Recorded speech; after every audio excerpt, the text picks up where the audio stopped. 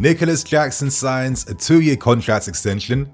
Mudryk's former coach believes that Mudryk is not being used correctly, and I'll be going through the latest additions and exits as we learn today's news. So I hope you guys enjoy, and don't forget to catch the big match preview for our game tomorrow evening against Bournemouth. Of course, share your thoughts and opinions and leave your predictions in that video. So I hope you guys enjoy, and let's get straight into things and break down today's news. Let's start things off by discussing club exits, as finally datro Fofana's future has been sorted out, and today he is set to sign for Turkish club Goztepe on a 1-year loan with an option to buy set at £20 million, and Goztepe's move was approved based on the fact that number one, the Turkish league is like one of the only leagues still open right now, and number two, they've agreed to having a break clause inserted in that loan, which means that when it gets to January, we have full power, of course, to end the loan move and possibly find a different direction or club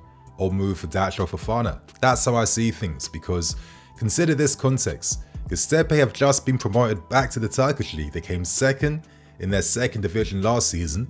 They've been out of top flight football for like 3 to 4 years. So it's kind of mad that one of our, interesting young talents is playing for a newly promoted Turkish club. And realistically, even if he scored like 20, 30 goals before January, his value won't improve by that much. So if anything, it makes sense for Fofana to just get consistent minutes playing football at least.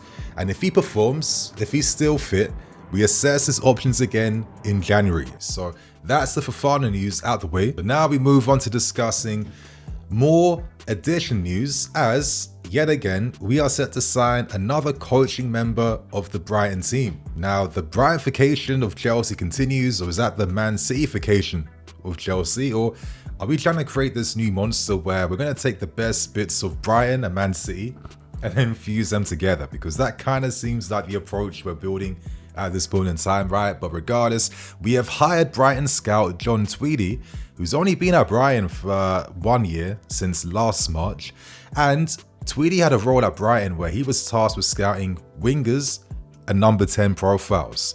So that's pretty interesting. Outside of that, he's had previous experience at clubs like Sunderland and Man United, but his appointment is seen as a big boost to really help improve our scouting radar and range in the northeast regions of England, which makes a lot of sense, because when you consider, since the Brexit rules have been applied, English clubs now are battling it out with each other to sign the best English talents. So if you can kind of just boost your scouting connections and radar in this country, maybe this might pay off and we unearth a great talent that other clubs just don't discover. But I think that'd be pretty much impossible, to keep things real. But it continues recent hires of Brighton, of course. Sam Jewell, we signed him from Brighton, and he's like our global recruitment officer, and he's tasked with overseeing transfers at our club, but most importantly, our network club like Strasbourg. So I think he buys the great young talents from South America. He's definitely involved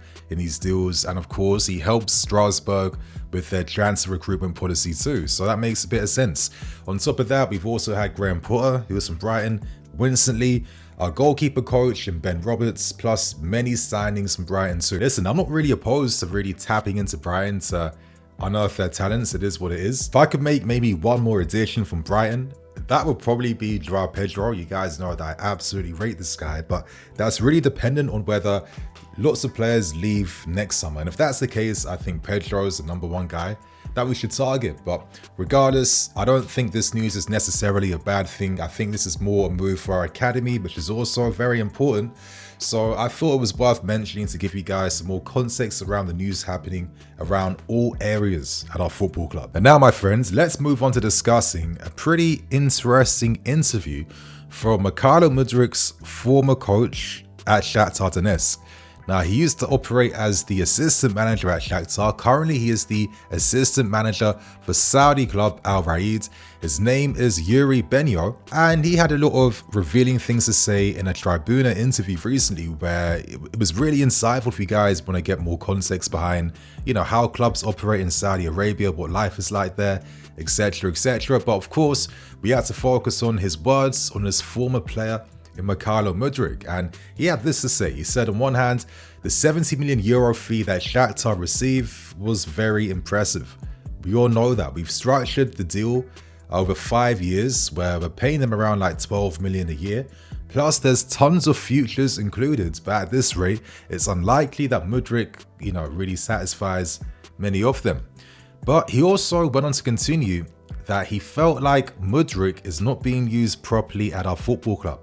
Now let's have some grace and let's be objective when of course we go through things. As he said, Misha is very fast, he's very dangerous. You need to create the conditions for him to use the spaces so he can meet the ball. And ideally, you want Mudryk receiving the ball towards goal at top speed. So not back to goal, but facing the goal. He said that his game relies upon working less on the defensive aspects because other players must compensate for that. And I think that's kind of fair, right? He goes on to reveal the comparisons between Mudryk and Vinicius Jr., which I think are fair. If Vini is like at the top of that particular winger family tree, then I think Mudryk would be like, I don't know, the stepbrother or something, but they're still kind of related, if that makes sense to you guys. And as he said, himself and another former Shakhtar coach always have a philosophy that a player's strengths should be used as best as possible, and the weaknesses should not be visible. This means that they have to be compensated by other players. This is the essence of football. That is a team game. And I think that's more than fair. I mean, let's think about when Eden Hazard had full reign and license on the left-hand side, and Azpilicueta was used as a left back to mitigate the lack of Hazard's defensive actions. So I do understand that. And to be fair, I think this is a very fair comment, because when Mudryk was at Shakhtar, and I've said this so many times, he had his left back in Matvienko, who really experienced, provided that support down the left-hand side, especially defensively. And that allowed Mudryk to do what he does best. But anyway, to continue on, he also mentioned that it's hard for Mudryk to constantly show his form based on the non-stop rotation of coaches at our football club, which I guess is a fair comment. He said that every new coach sees Mudryk's talent, tries to use it, but his weaknesses then become noticeable. And those weaknesses are his work off the ball, his defensive game, and the pressing aspects. So he feels that coaches start to lose trust in him based on his inability to defend consistently, which I think makes a bit of sense. But he said that Misha needs a bit of trust and he needs the right approach for himself. He's a very introverted character and he feels like sometimes that can work against a player because he can kind of be within himself. And does this explain maybe the confidence losses that we kind of see in Mudryk, where when he's playing on his best instinctual form, you can see his talent, but when things are going against him, if he's lost the ball or whatever, or the fans are, getting a bit frustrated, he then tends to like hide a little. I think there's a very interesting conversation here because us as a fan base have been patiently waiting for Mudryk to really blow up and showcase these supposed talents that made us fork out an incredible amount of money to sign them off Arsenal's hands, right? I think we have seen bits and pieces of that. I think it's a fair comment that we do see Mudryk's weaknesses more in the defensive side, and even though he does show that willingness at least to participate, the quality is kind of inconsistent and isn't on that same level of a Mudryk in my opinion. But I get his point he made about his pace towards goal. Have we necessarily always utilized that? I think managers have tried to, but at the same time, we aren't a counter-attacking team exclusively. Even though our best threat is mainly counter-attacking, I feel like a lot of times we've played against packed defenses, teams that look to restrict spaces, and naturally when you play for a club at a higher level, that tends to be the game sometimes. You tend to play against more of an opposition that is sitting deep and defending. And maybe that's like a new part of the game that Mudryk needs to improve on and work on a lot more. So adaptation is key for the player, but equally I do feel like certain coaches have tried to create those principles for Mudryk, where for example, we'd focus our play down the right hand side of the field to then free up spaces on the left hand side for Mudryk. But then when we've done that, how often is Mudryk in the right positions? For example, one of the reasons why Pochettino decided to play Ben as a left winger for like a handful of games, and I don't know why people keep crying about Ben playing there temporarily. I think it's a bit silly, to be honest, but he clearly did that because Ben knows how to move on the field. He knows how to time his runs. He knows how to get on the end of moves, and that's one of his best traits as a player.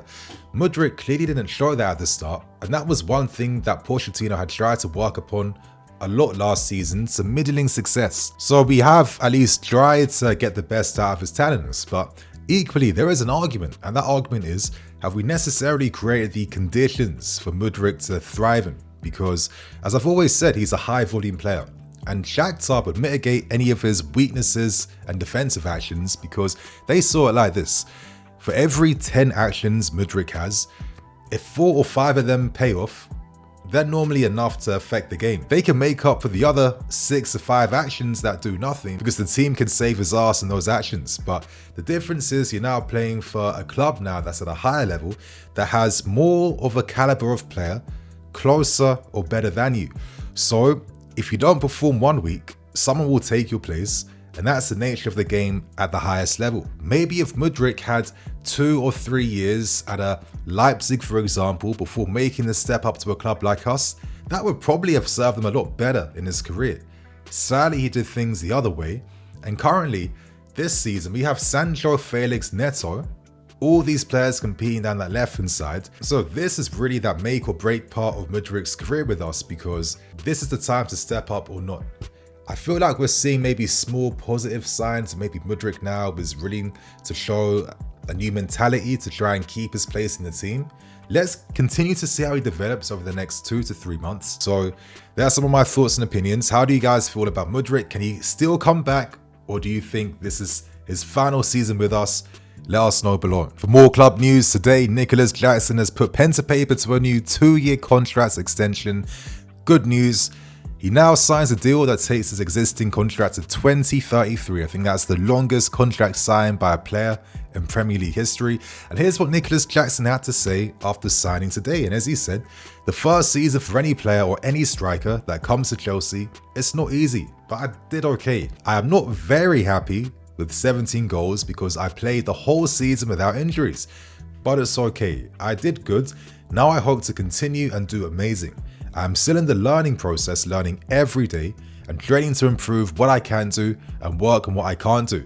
It's not hard to adapt to the club because I could speak English and I'm a social person. It was easy to talk to everybody, to get to know people. The only problem was the weather, but I could get used to it. On the pitch, I'm friends with everybody. It will always be like that. I hope this year together we will do more than last year and win something. So I think that kind of summarizes that Nicolas Jackson, he's his own biggest critic. And I think that's good that he constantly challenges himself and doesn't maybe just get excited by the small wins that he has. I think that's a very good sign of this guy's mentality. He also revealed his respect for Maresca, but interestingly, he mentioned that when he was a youth player, when he was younger, he would actually play more as a 10 and a false 9 because he loves to drop deep to connect the play and carry the ball. Now, last season, Nico was the best dribbling striker out of anyone in the league. I think we didn't need stats to know that, because I think just watching this guy's game, he's like a winger when he's carrying the ball up front. I think that's like a nice skill he has that creates that separation from him and other guys in the league, right? But I think it also is quite interesting because we've seen that Maresca has been willing to embrace Nico Jackson's false 9 aspects a bit more this season.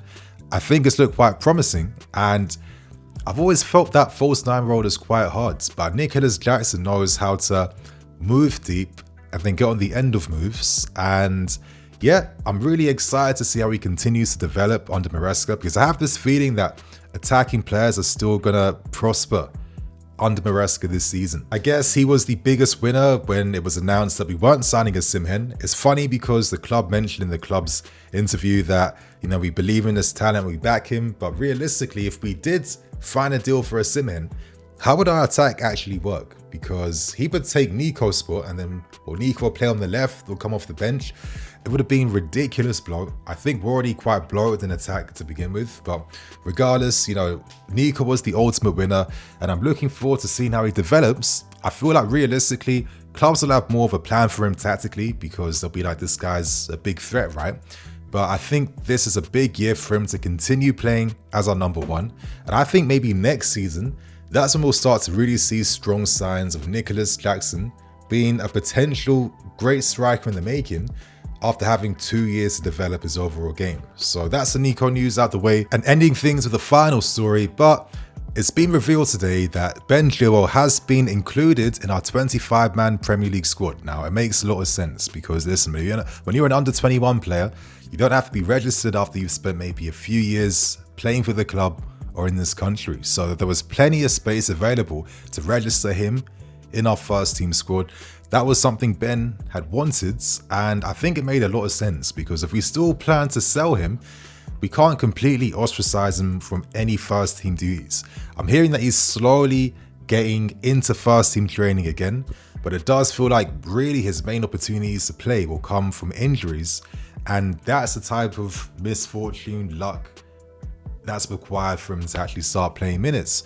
I don't think he's a bad player. He hasn't become a bad player overnight. I feel like all the criticism on social media is typically always just exaggerated. And I've always said this, and I'll remain saying this forever, but because we've only just ever seen him play minutes when he's still finding his fitness, that's actually when he's under the most scrutiny.